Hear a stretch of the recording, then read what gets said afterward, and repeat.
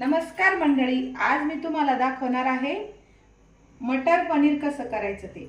हे एक वाटी मटर घेतले मी, ओल्या मटरच्या शेंगा असतात ना त्या सोलून घेतल्या, धुवून स्वच्छ। आणि हे पनीर, हे 150 ग्रॅम पनीर आहे। हे अर्धा वाटी खोबरं, हे 2 कांदे, 1 टोमॅटो। आता हे आपण गॅस चालू करून कांदा छान भाजून घ्यायचं सोनेरी होईपर्यंत, आणि खोबरं पण भाजायचं। मी आता भाजले की तुम्हाला नंतर दाखवते। हे बघा, आता कांदा आणि खोबरं आपण छान भाजून घेतलं। 3-4 काजू घालायचे, आणि कोथिंबीरीच्या जर काड्या असल्या तर त्या घालायच्या, या काड्यांनी छान वास येतो। नंतर वरून आपण ती पाल्याची कोथिंबीर घालणारच आहोत। आता याचं छान बारीक वाटण करून घेते मी। आता आपण कढई तापत ठेवूया।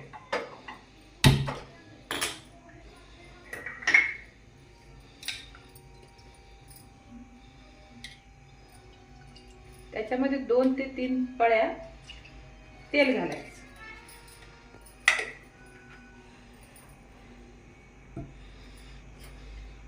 त्याच्यानंतर आपण हा धुवून बारीक कापून घेतलेला टोमॅटो घालायचा।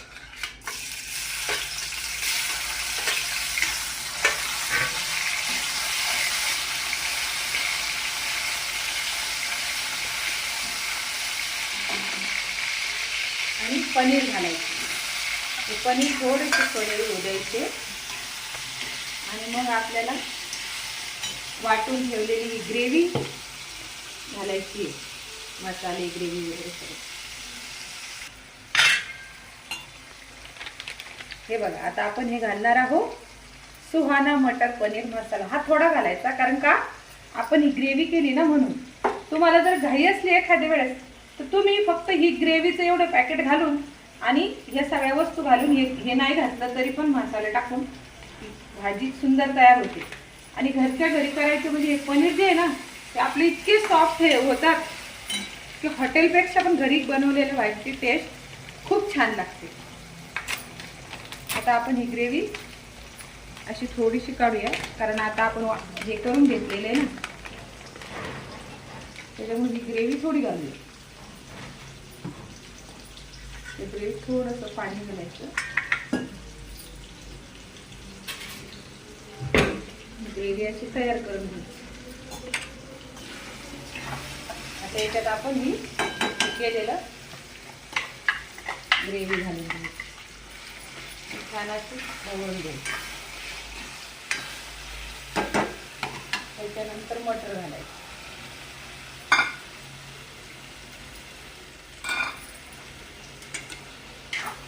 छान असं फ्राय करून घ्यायचं मटर।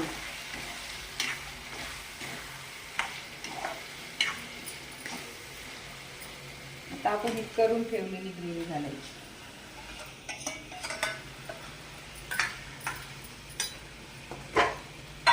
आणि आपल्याला जसं आपण तिखट खात असेल त्याप्रमाणे चवीप्रमाणे तिखट घालायचं। तिखट हा थोडा गरम मसाला, आणि ही थोडीशी हळद।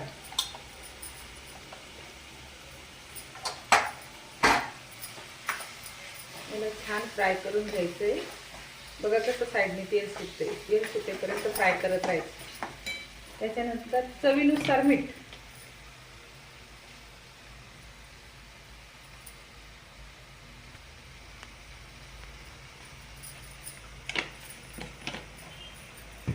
छान असं घालून छान ढवळत राहायचं। ते थोडं चालून आपल्याला ग्रेव्ही टाकून द्यायची।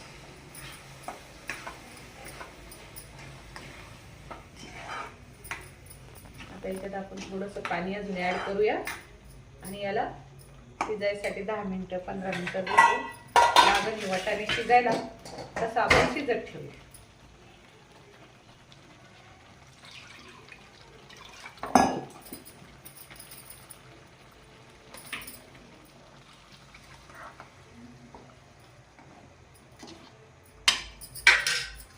त्याला आपण झाकण ठेवूया। हे असं 15-20 मिनिटं झाकून ठेवायचं। मधून एखाद्या वेळेस बघितलं तरी चालेल, आणि नंतर शिजलं की मग आपण वाढू। हे बघा, आता ही शिजलेली छान। मी थोडी पातळच ठेवते, कारण माझ्या मुलाला रस्सा आवडतो. तुम्हाला घट्ट हवी असली तर थोडी घट्ट होऊ द्यायची. आता ही बघा अशी वाढून घ्यायची. हे पनीर बघा किती सॉफ्ट आहे. घरी केलेल्या भाजीत आणि हॉटेलच्या भाजीत हेच फरक असतो. कोथिंबीर अशी छान वरतून टाकायची.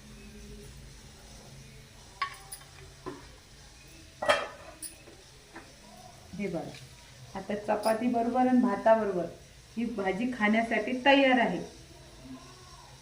मटर पनीर करून बघा, खाऊन बघा. माझ्या चॅनलला लाईक आणि सबस्क्राईब करायला विसरू नका. धन्यवाद मंडळी.